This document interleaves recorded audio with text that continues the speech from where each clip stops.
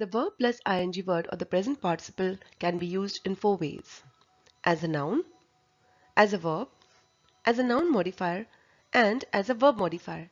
Let us look at each of these usages one by one. The verb ing used as a noun. Let us look at some examples here. Teaching is my passion.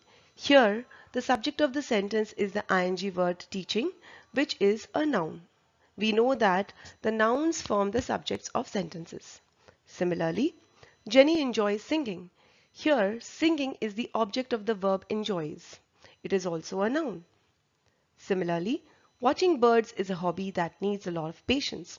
In this sentence, watching birds is the subject for the verb is, and therefore watching birds is a noun. Again, the company insists on recruiting freshers.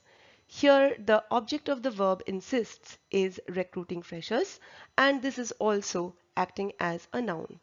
So in each of these cases, we can see that either the subject or the object of the sentence is a noun, and the word used here is the ing form.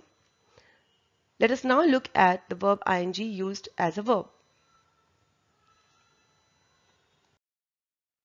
The ing word is used as a verb mostly to show continuity of action in different tenses. Some of the examples here are: Travis is playing football with his friends.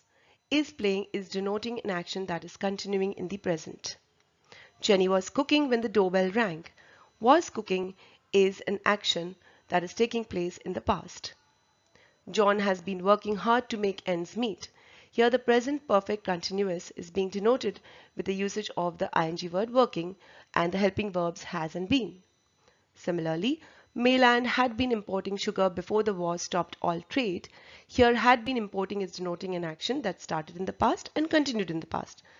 These are examples of some of the continuous forms of the verbs in different time frames. Let us now look at how the ing is used as a noun modifier. The verb ing being used as a noun modifier. Barking dogs seldom bite. Here the subject is barking dogs and the verb is bite. The word barking is describing the noun dogs and telling us the quality of certain dogs. Similarly, looking pretty in the red dress is a phrase preceding the clause Jenny entered the party. Here, who is looking pretty in the red dress? It is the subject of the clause Jenny, which is a noun. So looking pretty in the red dress is modifying the subject Jenny. Jump rope is an easy workout for losing weight. Here for losing weight is modifying jump rope in an indirect manner. In this sentence, we are talking about the quality of jump rope, which is an easy workout for losing weight. It is a rare sight to come across peacocks dancing in the rain. Again, in this sentence, dancing in the rain is describing the peacocks. So in each of these sentences, we can see how the ing form of the verb is modifying a noun. Let us now look at the usage of the verb ing as a verb modifier. Verb ing being used as a verb modifier. Let us look at the examples. Dusting and sweeping every nook and corner, Jenny cleaned the house. Here the phrase dusting and sweeping every nook and corner is telling us the manner in which Jenny cleaned the house. So you heard that phrase, the ing phrase is modifying the verb cleaned. Having studied non-stop for 8 hours, Jason felt very tired and drowsy.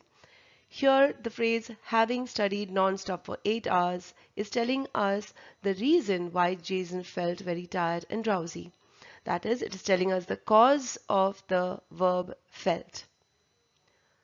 The police arrested the dead man's brother, putting an end to all speculation surrounding the death. Here, putting an end to all speculation surrounding the death, the comma plus ing is modifying the verb arrested by telling us what was the outcome or the effect of the verb. Similarly, his face was photographed from varying angles, revealing a finely chiseled bone structure. Here, comma plus ing revealing is telling us the outcome of the verb was photographed. So in each of these cases, we can see how the ing form of the verb is modifying the verb. It can precede the clause or it can succeed the clause, in each case separated by a comma.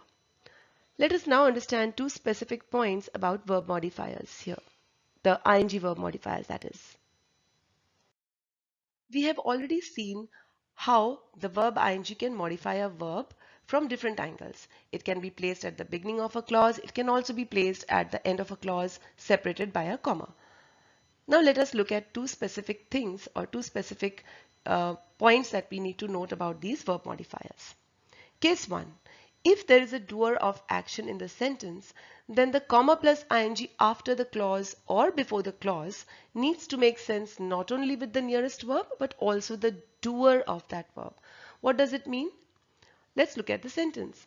Dusting and sweeping every nook and corner, Jenny cleaned the house. Now here dusting and sweeping is definitely telling us how Jenny cleaned the house, but in a way it is also telling us what Jenny was doing. So it is also making sense with the subject Jenny. It has to make sense with the subject Jenny. Here, for example, we could not have said that dusting and sweeping every nook and corner, the house was cleaned by Jenny, because then dusting and sweeping would start modifying the house, which wouldn't make sense at all. The police arrested the dead man's brother, putting an end to all speculation surrounding the death. Here again, the subject of the verb is police, and the verb is arrested. The outcome or the effect of the verb was putting an end to all speculation. However, who put this an end? Indirectly, it is the police that put an end to all speculation surrounding the death. Therefore, the ing here is not only making sense with the verb arrested, it is also making sense with the subject of that verb, the police. So case 1 is if there is a doer of action in the sentence, then the comma plus ing either before the clause or after the clause must make sense with the subject of the clause as well. Otherwise, it is considered incorrect. Let us look at case 2.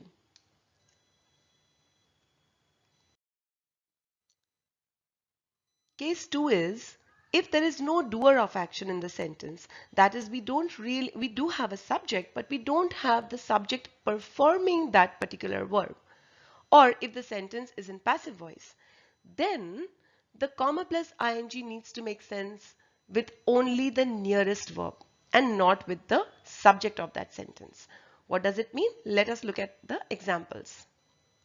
The ice cream in her hand began to melt. Now what is the subject here? The subject here is the ice cream and the verb here is began to melt. However, is the ice cream performing the action?